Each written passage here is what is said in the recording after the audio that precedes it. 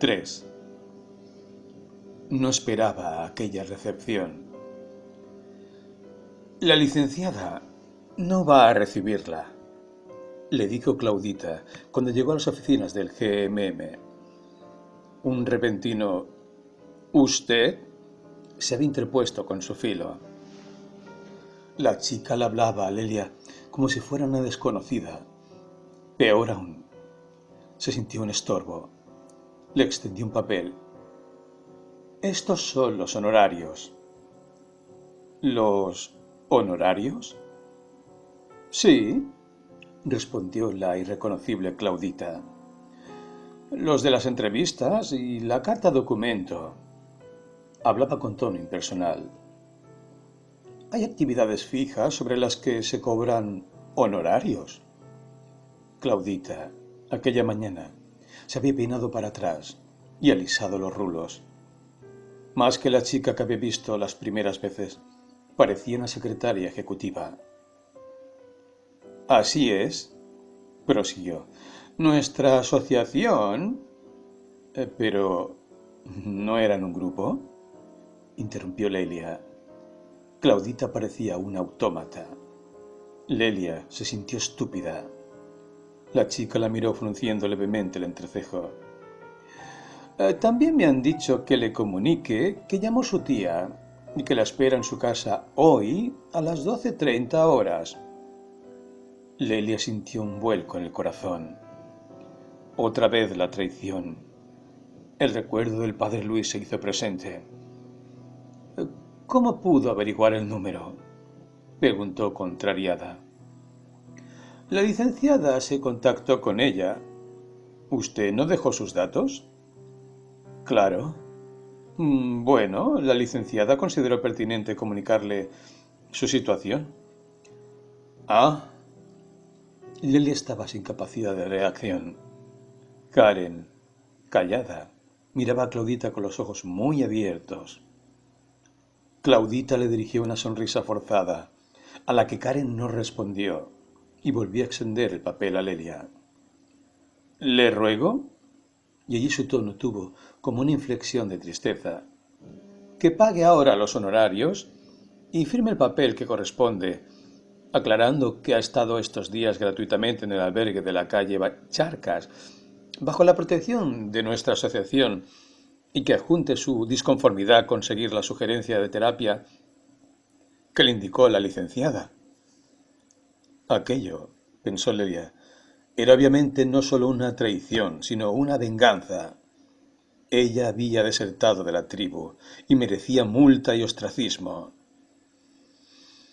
«Bien, así son las cosas», dijo echando una última mirada a Claudita. Mirada en la que intentaba recordarle las cosas de las que habían hablado en lenguaje informal, pero se encontró con un muro de frialdad. Obviamente aquella era una feria de disfraces, pensó, donde nadie era quien mostraba ser. Se acercó al escritorio, firmó el papel, entregó el dinero que allí estaba estipulado y recogió el recibo correspondiente con el también correspondiente sello. Al salir sintió como nunca la inclemencia del tiempo. Se refugió en un bar y allí permaneció horas junto a Karen, haciendo avioncitos con las servilletas, tratando de disimular una alegría que ya no tenía, con el desayuno embozado en el estómago ante la perspectiva de tener que encontrarse con la tía Dora. No sabía qué podía esperarle, pero obviamente nada bueno podía salir de ese encuentro. Se refugiaba en la infinita confianza de Karen, para quien toda acción que realizara era recibida con un festejo, abriendo sus bracitos, haciendo exclamaciones de asombro. Sabía hasta qué punto estaba sola en aquel sino que tal vez se había marcado ella misma, o tal vez no.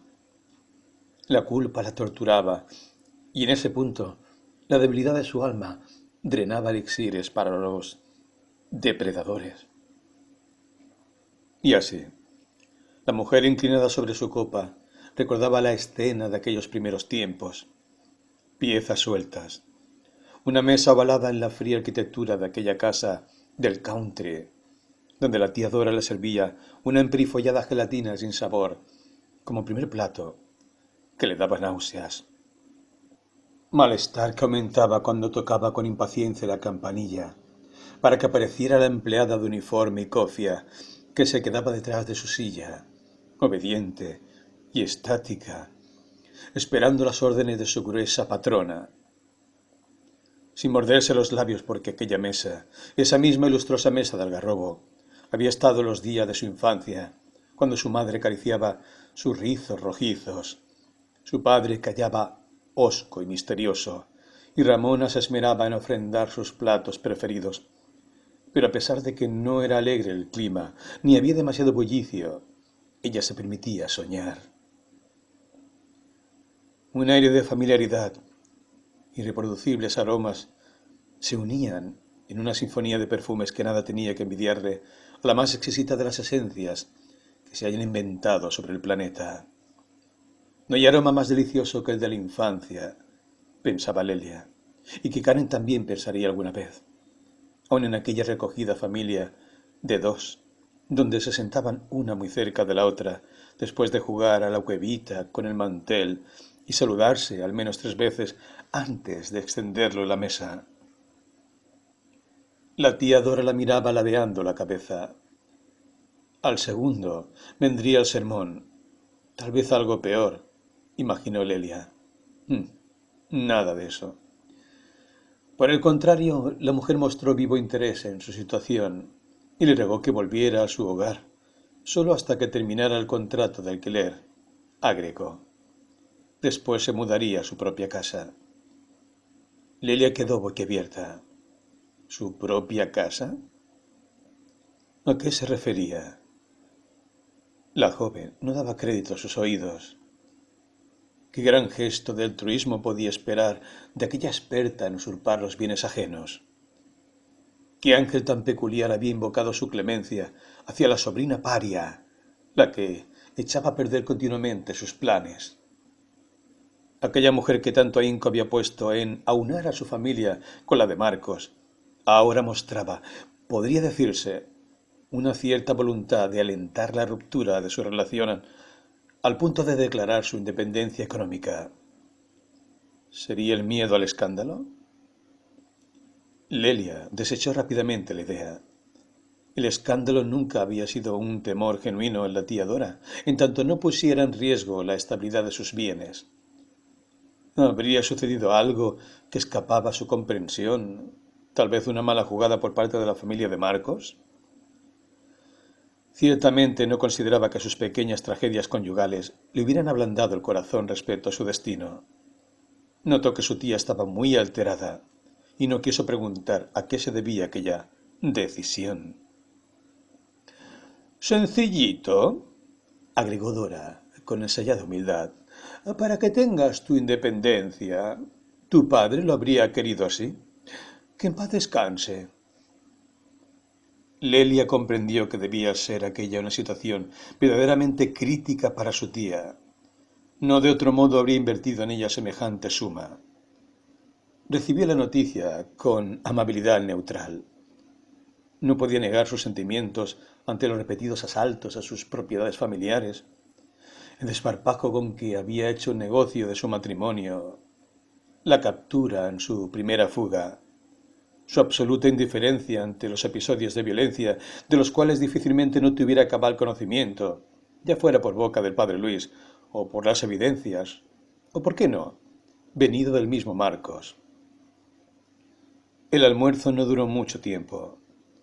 La tía Dora, eximia anfitriona, veterana en el arte del disimulo, no podía, sin embargo, mantener la mirada firme ante su sobrina.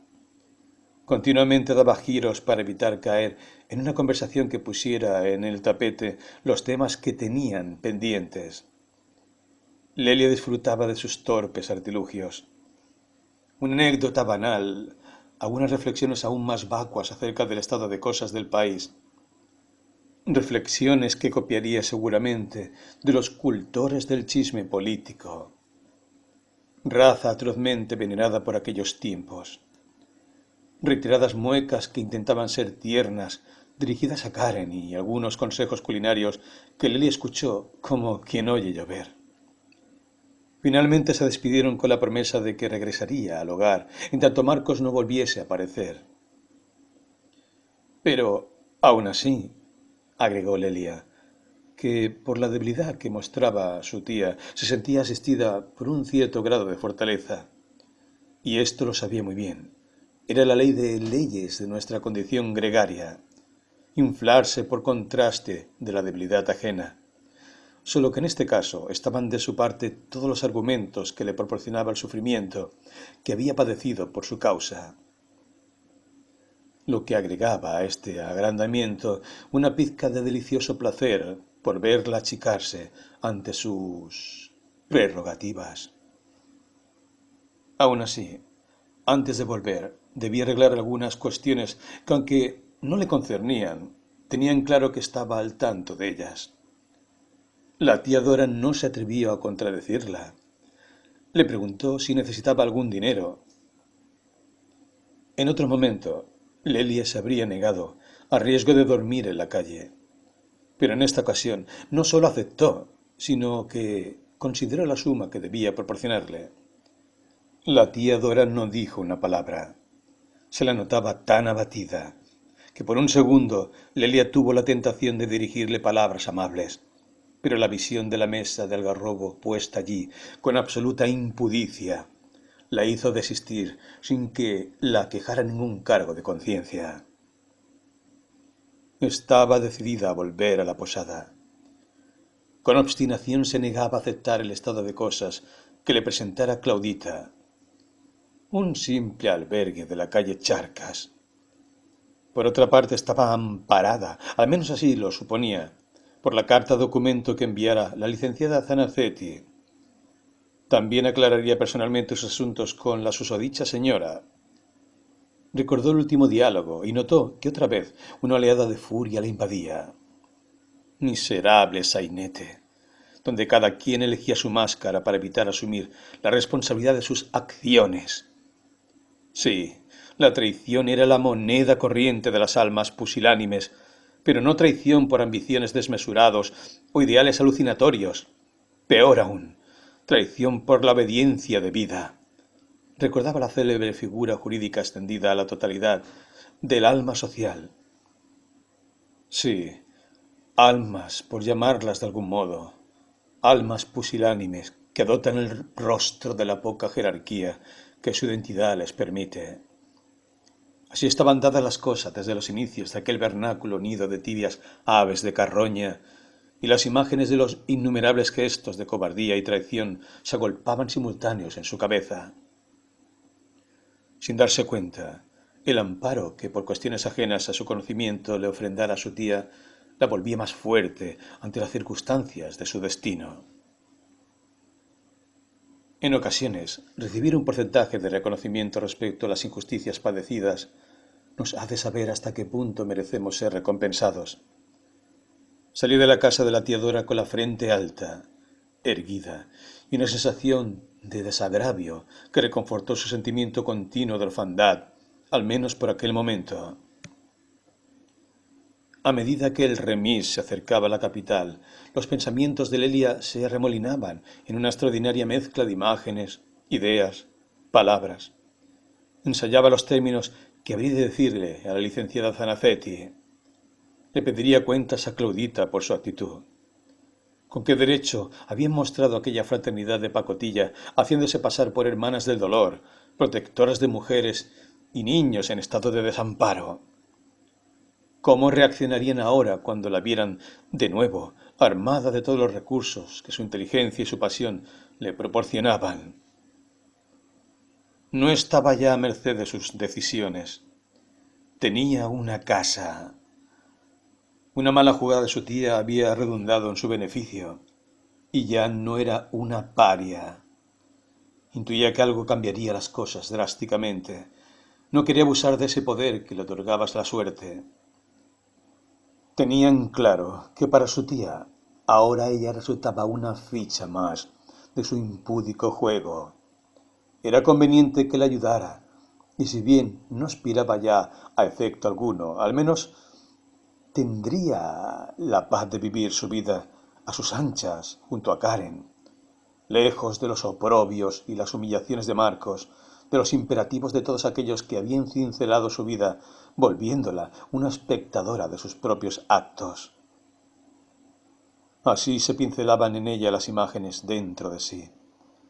Sueños y palabras. La noche extraña donde imprecisamente podría asegurar que había sido un sueño aquello. Los extraños seres en la posada. Más irreal le resultaba el usted impostado de Claudita. El absurdo papel que había firmado. Si no era todo parte de una mascarada, algo al menos debía tener en algún punto una zona de verdad. Recordaba el candelabro con extrañas letras que había visto proyectado como un vaticinio en la bóveda crepuscular de la posada. Aquel diálogo entre la anciana y Karen. Miró a su hijita como si pudiera decirle algo, una verdad que se escapaba a la racionalidad del mundo de la humanidad consumada en sus incuestionables dogmas. Dogmas que como escudos evadían la incertidumbre de los sitios de la conciencia, donde sagó el pan, los más hondos interrogantes. Allí donde todo puede morir, pensó, o redimirse, y de algún modo amanecer, otro plano del conocimiento, pensamientos que se unían a frases de libros leídos antaño, o que llegaban de la lejanía de una memoria que no atinaba a reconocerse como propia. Frente al monumento a los españoles, el coche se detuvo. Lelia aspiró con desagrado el notable cambio de aire. El azul del cielo opacado por el smog capitalino. El pobre verde de Palermo todavía daba al paisaje un recuerdo de la naturaleza perdida en aquel desenfrenado hacinamiento. Desprolija Buenos Aires, cuyo caos desbordaba en la confusa relación entre lo colonial y lo neoyorquino, los edificios espejados y las fragantes casas con rejas y azahares perfumando las verjas. La representación de aquello que es más un estado del alma colectiva que una esquizofrenia arquitectónica. El porteño navega siempre más allá de su patria, desterrado, buscando ribetes de Europa, ecos vanidosos del epicentro del mundo, engolándose en oficinas de 40 pisos, resguardándose en pequeños pasajes coloniales sin saber de qué tierra viene y a qué tierra desea llegar. Imitador nato, aun cuando representa lo más telúrico de su patria. No puede evitar un giro, una mueca que desenmascara su impostación. No pertenecer los vuelve aún más soberbios, más excesivos en sus acusaciones, más lejanos al prójimo y, por sobre todo, menos voz y más eco, menos cuerpo y más sombra de los cuerpos que no han terminado de asumir como propios. He aquí la esencia de la identidad del noble ciudadano de estas tierras. Lelia sonría para sus adentros. Tal vez lo pensara. Tal vez solo fueran sensaciones, cosquilleos del saber para el cual no es necesario razonamiento alguno. La gramática del pensamiento no tiene reglas claras. Al tocar la puerta, tragó saliva. Cuidaba dentro de sí que aquella nueva Lelia segura y autosuficiente que había salido airosa de la entrevista con la tía Dora se estuviera sin más vacilaciones. Conocía muy bien de qué forma los depredadores aguzan sus sentidos para atacar ante la más ínfima vacilación del ánimo. Allí donde nace una duda, el depredador echa su zarpa. Karen estaba de buen humor, canturreaba en su cochecito. La tía Dora le había regalado un conejito sonoro. Karen le apretaba la panza y reía carcajadas cuando escuchaba el pequeño chillido. Para su sorpresa, le abrió personalmente la mismísima licenciada. Impecable blusa beige, pantalones algo ajustados. Se había hecho los claritos y parecía más joven. Sin embargo, su rostro revelaba preocupación. Estoy sin personal, se disculpó. Lelia la miró con aire altivo y respondió fríamente. Estará muy ocupada. No, querida, de ningún modo. Pasa. Lo que sí está todo patas arriba. Hoy no vino la ordenanza y ayer tuvimos el grupo. Hubo una pausa. Lelia parecía disfrutarlo. Notaba que, y esto le resultaba una curiosa coincidencia, por llamarlo de algún modo, al igual que la tía Dora, la licenciada Zanacetti se encontraba sumamente incómoda frente a ella, hasta podría decirse compungida. Se sentaron en la oficina habitual. No había nadie. Es que hoy hay jornada de intercambio. Ah, respondió Lelia, mostrando poco interés en saber de qué intercambio se trataba, por lo que la licenciada Zanacetti tuvo que tragarse las palabras que Lelia ya veía salir como torrente imparable de su boca. Pensaba, antes de que su lengua se volviera un tentáculo imparable de teorías y afirmaciones de manual, habría de aclarar los puntos. Lamento tener que decirle, licenciada, que... Zanacetti le interrumpió. Lo sé, y te pido mil disculpas. Fue un malentendido. ¿Un malentendido? Bueno, de todos modos se te devolverá el importe. Pero Claudita me hizo firmar los honorarios que usted misma había, según decía, estipulado, recitó con enfado. Por las entrevistas y la carta documento. Sí. La licenciada hizo un gesto vago con la mano. Todo eso ya está resuelto. El personal fue despedido. ¿Claudita despedida? A veces especulan, querida. Esta es una comunidad, no una empresa. Lelia notó, casi podría decirse divertida, cómo se sucedían los cambios entre aquellos personajes. Si hasta hacía pocos días la licenciada prácticamente la había amenazado con desterrarla del GMM si no se adhería a las pautas. Tenía la sospecha de que allí había algo más que una simple confusión. Acuerdos, favores, vaya a saber de qué tipo a los que habría arribado posiblemente con su tía. Todo esto parecía sugerir que en aquella comunidad de la defensa de los derechos femeninos había más especulación que la que podía cualquier cristiano imaginarse. Pero no estaba desesperada, y su enfado se había vuelto una socarrona contemplación de la miseria de su entorno, como si pudiera actuar y al mismo tiempo reír desde una distante butaca de su propia comedia. No era cuestión de ahondar. El laberinto de la corrupción es extremadamente intrincado, pero siempre tiene el mismo fin. Fundamentalmente carece de la sustancia pasional que hace de un relato una aventura del espíritu. La licenciada se apresuró a devolverle el importe y le pidió repetidas disculpas.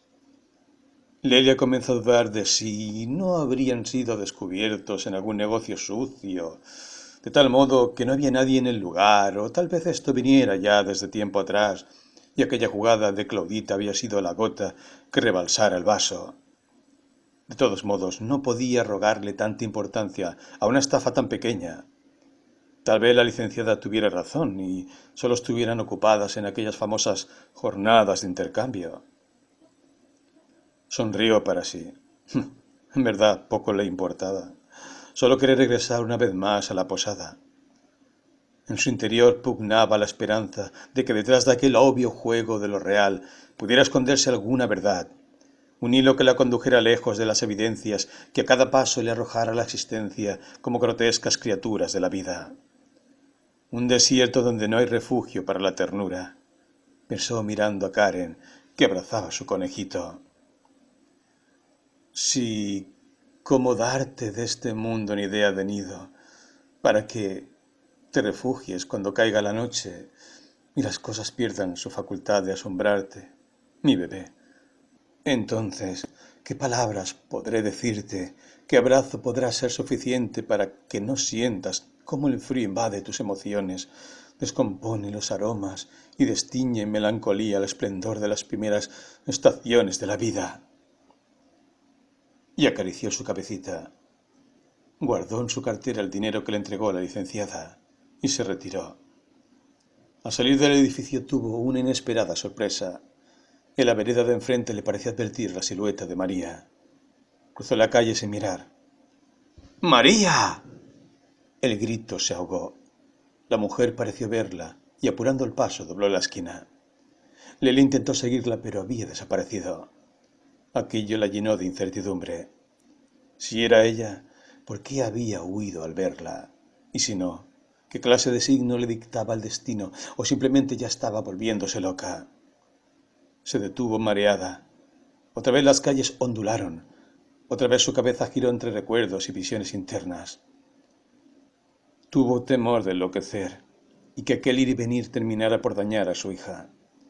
Sentía la imperiosa necesidad de un hogar. Desde que había huido por primera vez, su vida era un constante peregrinar sin sentido. Tuvo la sensación de girar sin ton ni son en un círculo infinito. Aquello era demasiado, pensó. Debería dejar sus esotéricas investigaciones por el momento y volver a la casa de Núñez como había rogado su tía. Marcos no habría de aparecer y Karen tendría nuevamente su habitación y sus juguetes.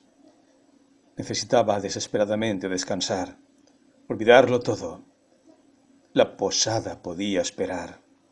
Hay un tiempo para todo, dicen, y no era ese el momento. Paró un taxi y emprendió el regreso. 4. Llegaría el momento en que pudiera decirse: ¿he regresado como Odiseo a la íntima Ítaca? Se preguntaba, y lo mismo me pregunto ahora desde el sitio en que me encuentro. Sí, efectivamente, aún hoy, contemplando el cuadro detenido de la mujer en su gesto exagerado de última escena, me parece algo todavía más grotesco que antes. No me está dado explicar por qué habría de usar la tercera o la primera persona del singular. Incluso podría dirigirme a ella en un íntimo coloquio y decirle: Lelia, que tu errabundo peregrinar por aquel círculo no fue más que una absurda manera de buscarte una historia. De tal manera estabas sola, tan pobre y adormecida la resaca de tu época, que había que inventar acontecimientos. Y de no haber sido así, otros se habrían encargado de ello. O tal vez fueron otros. ¿Quién puede saberlo? De lo que no hay duda es que, aun en la mayor de las tragedias, subyace el regusto por los acontecimientos, el suspenso de las acciones y los desenlaces, como si tuvieran alguna importancia. Creer en la tragedia propia es el mayor de los errores que puede cometer la criatura humana. Así es, mi desdichada amiga, y lamento decírtelo. Así, pero te habías tomado con demasiada vehemencia tu pobre circunstancia. No niego que hayas sufrido, pero descreo del significado universal que intentabas darle a cada uno de tus actos. Sumergida en el gran juicio de Cristo a Judas, pasando, ¿por qué no?, por Juana de Arco, hasta llegar a tu insignificante contingencia. Y no me juzgues mal, porque te hablo con benevolencia y piedad.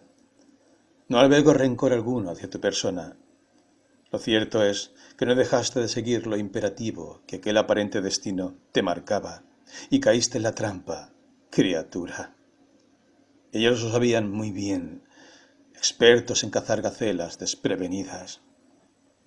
Vos fuiste un bocado exquisito, no lo dudes, en particular cuando te dirigiste con esas esperanzas al juzgado de menores porque la pequeña había dicho algunas simples procacidades, cosa que vos alimentabas con tu ansiedad, como solían decir las eximias licenciadas forenses. Ah, sí, tu ansiedad masiva, erotizaciones prematuras hacia tu niña y un golem sin corazón que había hecho gala de su poder descomunal, implicándote en aquello del abuso deshonesto. Así lo caratularon, o violencia familiar, claro. Carátulas es lo que sobra, el imperio de las carátulas, el gran festival de las definiciones y las etiquetas con que nos venden una fortuna millonaria de conocimientos encapsulados. A tragárselo sin chistar, como diría un avezado médico, en las artes de sanar los desajustes alucinatorios. Tráguese todas estas, señorita, y verá que puede darse por hecha en el arte de enunciar lo inapelable de los saberes con que los monos han conquistado la modernidad en una atroz equivocación llamada teoría evolucionista. Pero todo esto es solo una especulación más, es decir, otra píldora de esas que afirma aborrecer. De modo que allí estabas, frente a frente, afirmando a la doctora M que tu hija había sido tocada impúdicamente, aunque no eran esas tus palabras. Las palabras se dicen, los expedientes se escriben, y vos tuviste la mala idea de permitir que tus palabras fueran taquigrafiadas por un descerebrado secretario que ponía lo que la planilla judicial dictaba en virtud de la verdad. Claro, y allí estabas con aires de tigresa, defendiendo la integridad de la menor, que ya no era Karen, porque, pasando más de una escritura, Karen ya no es exactamente tu niña, sino la sombra general de una idea bastante equívoca, intitulada La Menor. Habían pasado 2 años desde tu separación, el tiempo suficiente para que el juez exclamara: «Pero señora, ¿ahora viene a hacer la denuncia?». El juez, con cara de hombre recio, miraba a unos y a otros con sobrada autoridad. Admirable escena. El abogado, de rostro asustadizo, Marcos con su mirada gélida, la abogada de gruesas piernas, luciendo un impecable peinado torta, nariz aguileña y sonrisa congelada en un gesto de amabilidad, de formación profesional ciertamente, y vos sola, suplicando con la mirada al abogadito imberbe que te defendiera de las imputaciones que su SS, que se mostraba particularmente molesto con la situación. Los sillones de cuero, el piso enceradísimo, todo excesivamente limpio, la biblioteca jurídica, el escritorio con aires de siglo XIX. Y vos mirás todo aquel escenario con un nudo en la garganta, como una vejación de lo más bello, pensás, la expropiación de aquellos inocentes muebles, como Wagner tocado por los dedos afilados de un SS, mientras la gran orgía del dolor se desarrollaba eficazmente en las casas allanadas y los habitantes eran expulsados hacia él como un destino de la solución final. La doctora M se había declarado incompetente. Gracia sin igual tiene este lenguaje jurídico. Por este motivo habías ido a hacer tu denuncia en aquel juzgado, donde el hombrote, con antecedentes más que oscuros, alzaba su dedo admonitorio sobre tu personita insignificante, catapultándote al estatus de gran hechicera de niños, perversa mujer despechada, Circe maldecida que calcula las medidas que llevarán el brebaje que transformará a sus víctimas en chanchos, alimañas y toda clase de fantásticas excentricidades.